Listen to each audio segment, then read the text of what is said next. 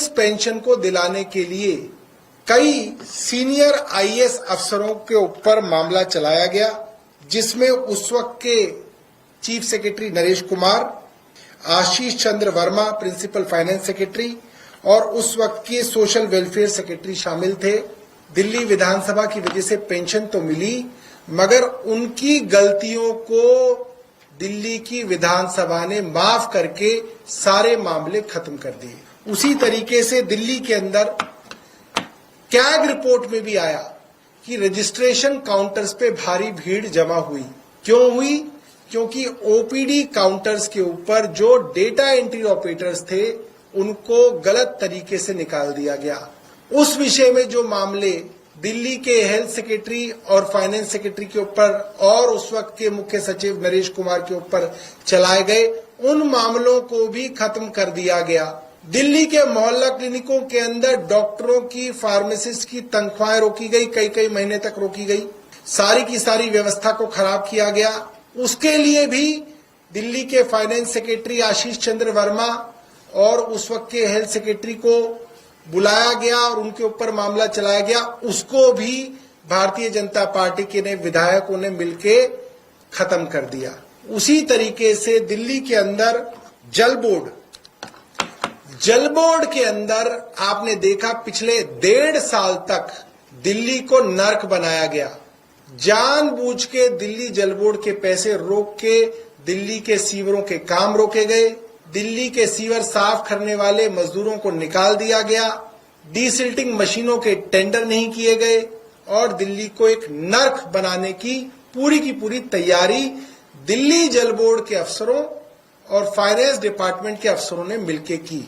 वो मामला भी दिल्ली की विधानसभा में चल रहा था, उसको भी भारतीय जनता पार्टी के विधायकों ने खत्म कर दिया।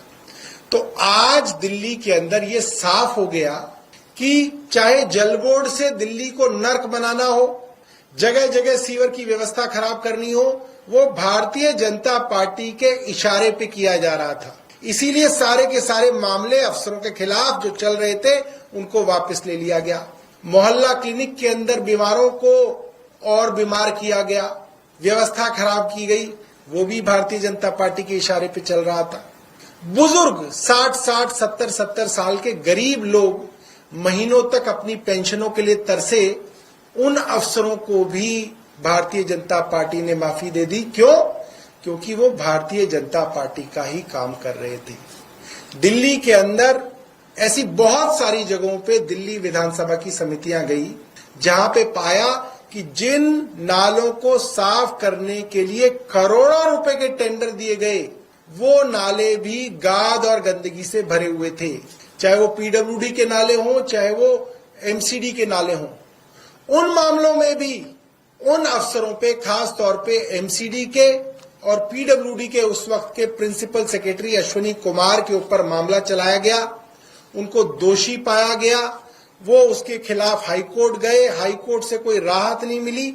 मगर कल दिल्ली विधानसभा ने उन सब भ्रष्ट अधिकारियों को, जिनके सामने सबूतों के साथ ये बात साबित हुई कि करोड़ों रुपए के टेंडर दिए गए और नालों को साफ नहीं किया गया, उन लोगों को भी भारतीय जनता पार्टी ने सारे मुकदमे उनके खिलाफ वापस ले लिए। कोर्ट से भी वापस ले लिए, विधानसभा की कमेटियों के अंदर भी सारे मामले वापस ले लिए। इससे साफ हो गया है भारतीय जनता पार्टी इस तरीके के भ्रष्टाचारी अफसरों के साथ खड़ी है।